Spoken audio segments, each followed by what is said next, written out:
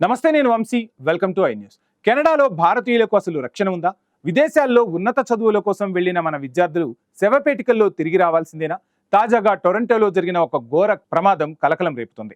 30 ఏళ్ల హిమాన్షు ఖురానా హత్య ఉదంతం మరొక ముందే మరో 20 ఏళ్ల యువ విద్యార్థి శివంక్ అవస్థి దారుణ హత్యకు గురయ్యాడు. యూనివర్సిటీ క్యాంపస్ సమీపంలోనే దుండగులు జరిపిన కాల్పుల్లో శివాంక్ ప్రాణాలు కోల్పోవడం ఇప్పుడు కెనడాలోని భారతీయ కమ్యూనిటీని వణికిస్తుంది. అసలు ఆ రోజు ఏం జరిగింది? శివాంక్ ను టార్గెట్ చేసింది ఎవరు? కెనడాలో పెరుగుతున్న ఈ నేరాలకు అడ్డుకట్ట పడేది ఇప్పుడు?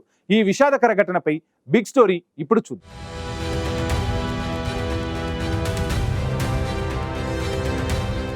కెనడా గడ్డపై భారతీయుల రక్తం మరోసారి చిందింది. ఉన్నత శిఖరాలను అధిరోహించాలని ఎన్నో కలలతో టొరంటో యూనివర్సిటీకి వెళ్లిన 20 ఏళ్ల శివంక్ అవస్థి దుండగుల తూటాలకు బలైపోయాడు. మంగళవారం మధ్యాహ్నం సుమారు 3:34 ప్రాంతంలో స్కార్బెరో క్యాంపస్ సమీపంలోని హైలాండ్ క్రీక్ ట్రైల్ వద్ద ఒక్కసారిగా కాల్పుల శబ్దం వినిపించింది. గుర్తు తెలియని వ్యక్తులు జరిపిన కాల్పుల్లో శివాంక్ తీవ్రంగా గాయపడ్డాడు. పోలీసులు ఘటనా స్థలానికి చేరుకునేసరికి శివాంక్ రక్తపు మడుగులో పడి ఉన్నాడు. ప్రాణాలు కాపాడేందుకు అధికారులు ప్రయత్నించినప్పటికీ ఆసుపత్రికి తరలించేలోపే ఆ యువకుడి ఊపిరి ఆగిపోయింది. నిందితుడు కాల్పులు జరిపిన వెంటనే అక్కడి నుంచి పారిపోయాడు. ఈ ఏడాది టొరంటోలో జరిగిన 41వ హత్య కేసుగా పోలీసులు దీన్ని నమోదు చేశారు. కేవలం కొన్ని రోజుల క్రితమే హిమాన్షు ఖురానా అనే భారతీయ మహిళ హత్య జరగడం, ఇప్పుడు శివాంక్ కూడా బలి కావడంతో కెనడాలోని భారతీయ విద్యార్థుల్లో తీవ్ర భయాందోళనలు మొదలయ్యాయి. శివాంక్ అవస్థి హత్యపై టొరంటోలోని భారత కాన్సులేట్ జనరల్ తీవ్ర విచారం వ్యక్తం చేసింది. ఇది అత్యంత విషాదకరమైన ఘటన అని పేర్కొంటూ శివాంక్ కుటుంబానికి అవసరమైన అన్ని సహాయ సహకారాలు అందిస్తున్నట్లు ప్రకటించింది. నిందితుడిని పట్టుకునేందుకు స్థానిక అధికారులతో నిరంతరం సమన్వయం చేసుకుంటున్నట్లు వెల్లడించింది.